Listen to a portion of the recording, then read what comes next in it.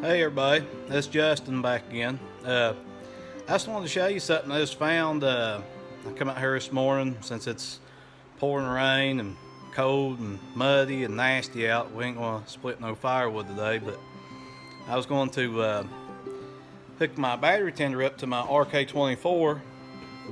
So I took the front light housing off to access the battery a little better. And I noticed when I popped it loose, because it's just got a couple like wing nuts you take off. But the first thing I noticed, you can see this bar here that holds the battery in place was actually, I didn't tighten it up yet, but it was loose, laying down like that. And the battery was turned a little bit sideways, so I was getting ready to tighten that back up. Got to looking and noticed that the negative side post is just about to fall off there, you can see. So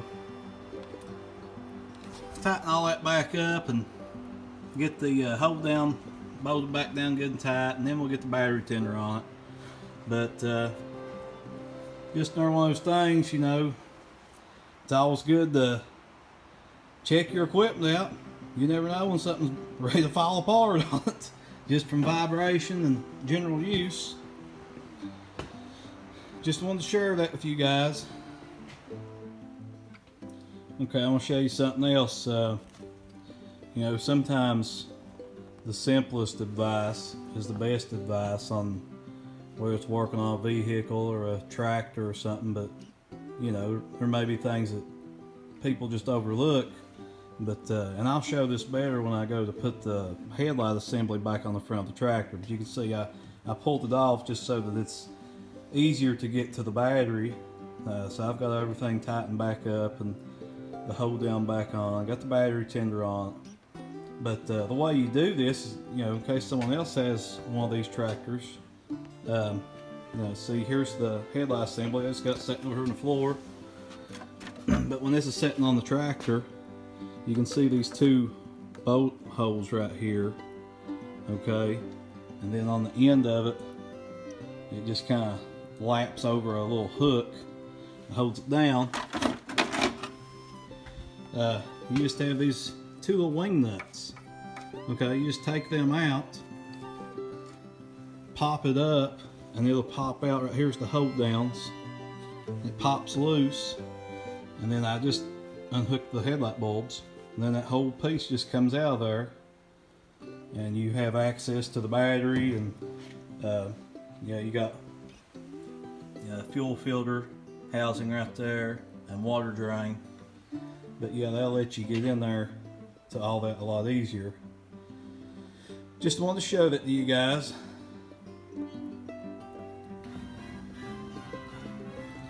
Okay, so now I'm going to show you about putting the front headlight and grille back on the RK24. I just got set in here. I have already plugged the headlight bulbs back up, but I don't know if you can see it down in there, but there are two holes straight down that bottom black plastic, and the bottom of the grille has two little tabs that set in that. Okay, so once it sets down in that, Then you just come back over here to the side, and you can see right there, it just hooks back over that and lines back up with this. Same way on this side, right there. Then you push this up, line your bolt holes up right here, and put the wing nuts back in it.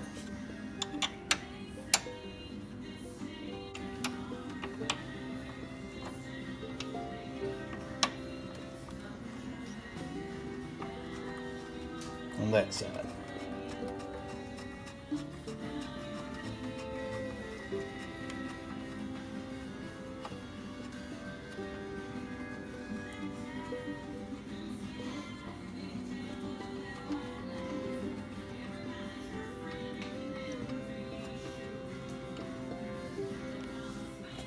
Anyway, that's how you put the front grille back in the RK24. See, it's all lined back up.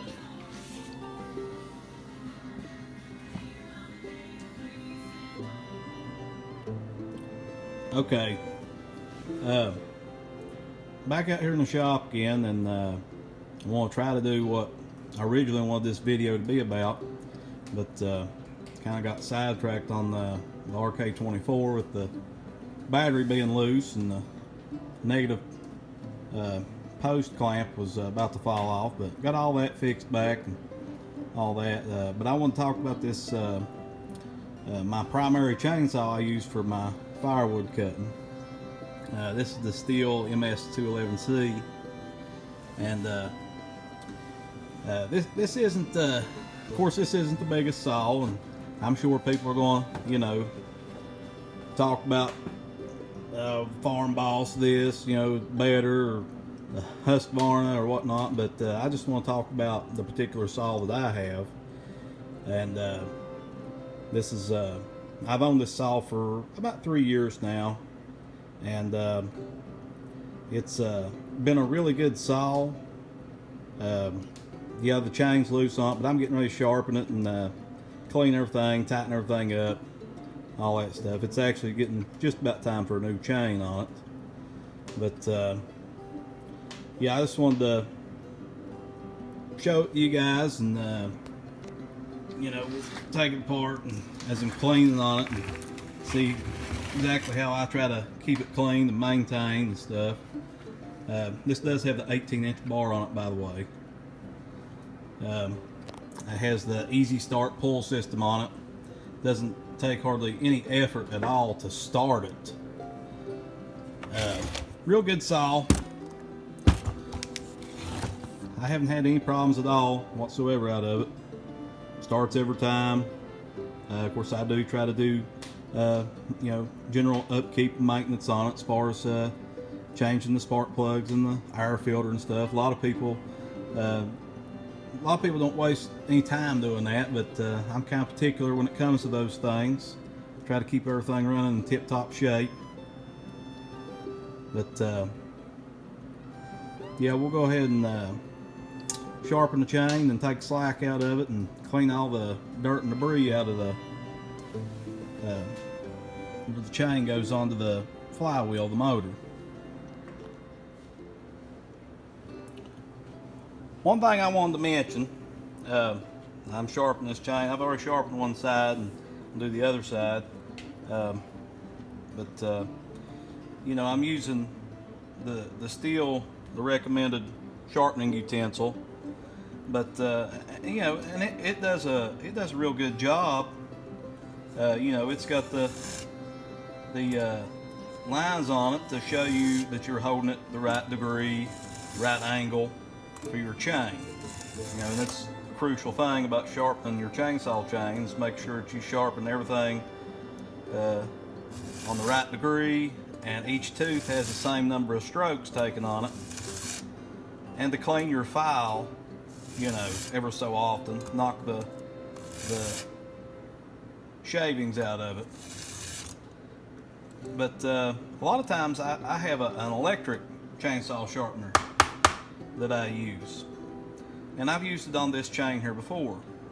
But something I noticed that I hadn't never took note of before, but I noticed it while using this, that evidently that thing actually sharpens maybe just a little too deep.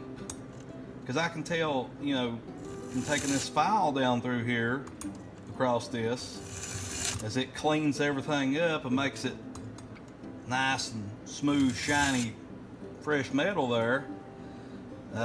I'll try to show it, but you can actually see where the electric file sharpener, the stone, cut in there deeper. There's like a little cavity down inside there. So, not so sure if that's the best thing to use. Now, it does a good job. I mean, you know, I've used it, and man, your saw will cut like crazy after that. But this might be the better way to go, is to stick with this. You know, a lot of people just use the file itself without this thing on it.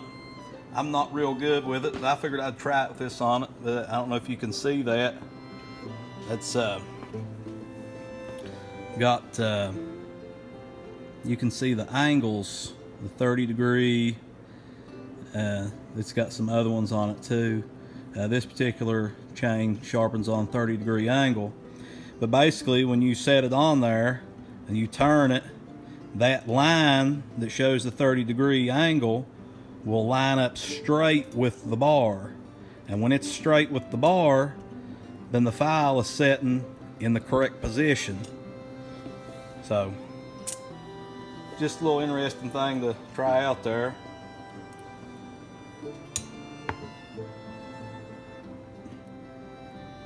Okay, that's not too bad in here. You can see, pop this off.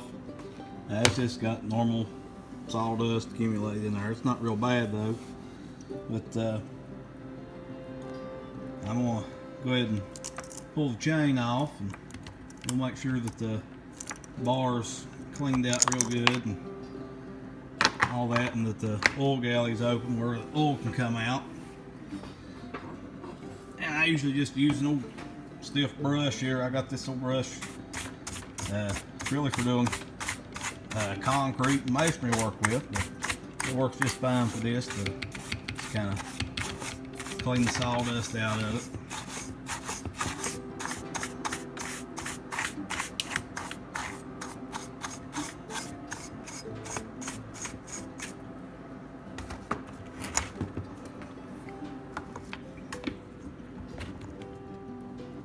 One thing I wanted to point out here that maybe some people don't know, and I don't claim to know everything. Sure there are other people that may watch this that know a lot more about than I do, but just what I've learned. But I just wanted to point out here that right here is your oiler hole. Right there, you can see the oil where it's run down right here. But what that does, you know, when your bar is on there, it would be, this side would be up against it. Okay, you have a little hole right there, that little hole. That's where the oil goes into the bar, into the slot that the chain rides in. And if that gets gobbed out, then oil can't make it down through here to lubricate the chain. So, cause your chain to wear out prematurely and wear the end of this out, your little cog on the end, the chain goes around. So it's very important to keep all that clean and cleared out.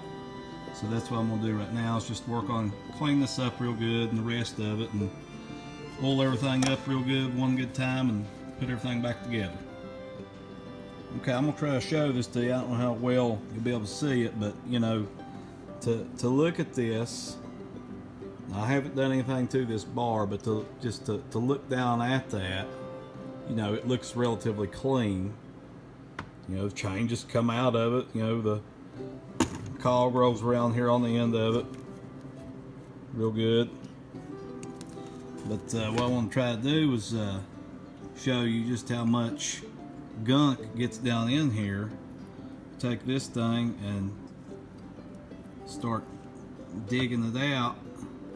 You have all that stuff, and there's more of it down in there. You can see it just keeps riding up out of there. And I mean, you know, that stuff there, it is oil soaked, so it's probably not going to really cause an interference with anything, but you know, over time, if you don't clean this regularly, and you know, last time I had this part was actually about 2 months ago. I haven't ran it a whole lot since then, but I've been working on that big oak tree, and figured I'd go ahead and sharpen the chain up again. And yeah, look at all that. You see that? That's some nasty stuff. I figured I'd go ahead and clean it all out again. So just another one of those things goes to show you should really just keep after the simple things, the general maintenance and cleaning. Now this is the electric chainsaw sharpener I was talking about. This isn't anything fancy, it's just something from Harbor Freight. You can see I've actually got it mounted to a piece of 2x4 just so I can set it in a vise to hold it still. Now, like I said, it looked to me like from sharpening the chain on the MS211 that it looks like it might actually cut just a little too deep. Not sure if it might have something to do with the way maybe this plastic flexes a little bit or something. But I mean, it does a good job, but using the traditional file and stuff seems to do a little more precise. But maybe if you've hit a rock or something, you know, and really dulled your chain, you might use one of these to get it back up to par quickly, and then maybe go over it with the file just to fine tune it real well. But these are pretty inexpensive. Like I said, this was I've owned this for probably 10 years, something like that. I believe it was actually a Christmas present, but I'd received. But they're not that much from Harbor Freight. And it's a handy little thing to have. But anyway, that's about it for this video. We'll wrap things up here in the shop and call it a night. But if you like these videos, please hit the like button, subscribe, and share them with your friends. Thank you.